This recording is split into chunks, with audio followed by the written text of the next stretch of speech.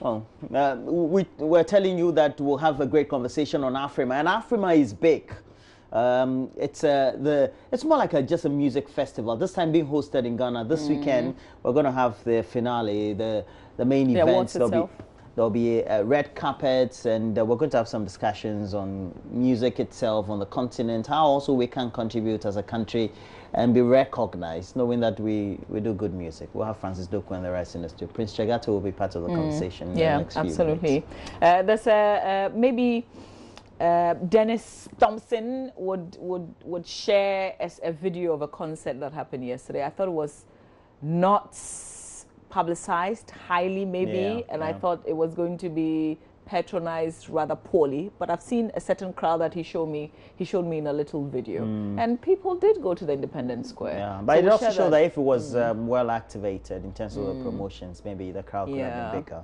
But there's a story we brought you a bit earlier in the news, Roland. You shared that story. We want to bring it back and have a little conversation on the back of that. Yeah, and it's about a resident of Abokobi, Elias Ojo Ajete, who was shot in the head by the police on May 29, 2018, sending the bullet from one side of his face to the other.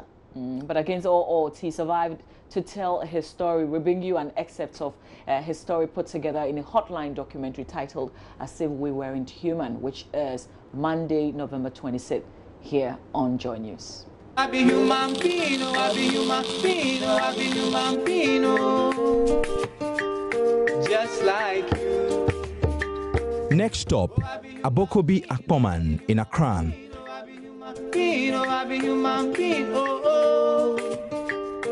Just like you, just like you. Elias Ojo Ajete Anum nearly died May 25, 2018. He survived gunshot through his head. Currently, he is paralyzed and cannot speak clearly. So his wife, Deborah, narrates his story. She said Elias had a disturbance in the community, so he went there to find out. Her husband discovered that the police had arrested their relative, so he tried to plead with them. The bullet penetrated one side and went through the other. Guys, I shoot to in. Like, well, I'm a fan of my akucho komen. Secondly, when a sister na kele chombo ya picture me, a husband honey. Woeke abia keshi minisani. Ke like sani kuonu pa ye mam. Kona sort sani out, but I'm a bullet way. Mofia mo ukra and via keshi no pa ye mam ke na kan, but I don't know the reason why I keshi le penny. Himete no na make a gun shoot ele. Na at least we can shoot to pony shoot to na ni alo heko ba na me shoot to echu.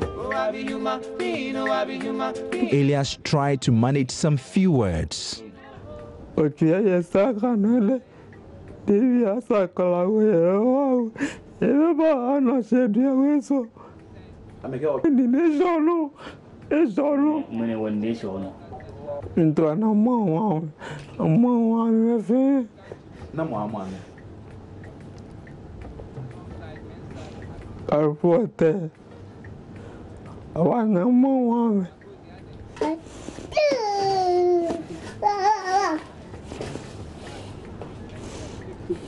His family and opinion leaders say they have reported the case to the police, but nothing has been done about it.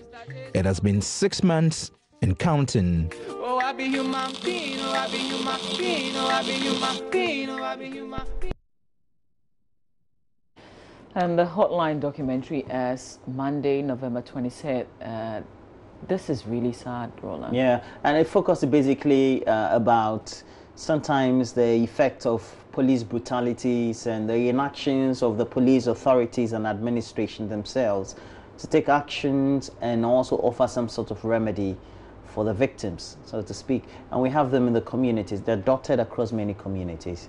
And sometimes you can have many people in the line of fire, either a stray bullet or something of the sort, and immediately gets the media attention. But down the lane, years later, you get to find that the needed attention has not been given to them. Elsewhere in the more developed world, the people will get better compensation. the systems and the structures in the society also makes it possible for them to move around, get the best of employment, because they may have gotten some sort of education. But if the person doesn't have the right sort of education, already is at the back burner, and is discriminated generally, because we know people with disabilities tend to get those difficulties. So it's a problem. It's a human rights issue. And in the developed world, it will be a big thing. You'll be given the needed attention. The society and the structure of their society is meant to cater for such vulnerables. But in ours, it's a problem. Of course, we're trying to speak to Jojo Kobna to get an understanding of what the content of the documentary that will be aired on Monday. But it's something that many people will be familiar with. And especially if you've lived in communities which are congested, crime wave is high, or you have neighbors or people who commit crimes elsewhere, and the police come into the communities to come look for them, you are familiar with some of these things. And it's a victim, or the victims usually are the innocent ones. They usually are not associated with the crime for which the police may have come into the community to come and work on or investigate. And at the end of the day, they get to be at the receiving end. It's a sad story. You know, the thing is, we tell the story when it happens, but who is there for them afterwards? Because after the media does this work, the system in the society needs to take place. What is the system? We don't have it. We don't have it. The welfare system in our country, we don't have it. Well, don't miss the full documentary on Monday, November 26th.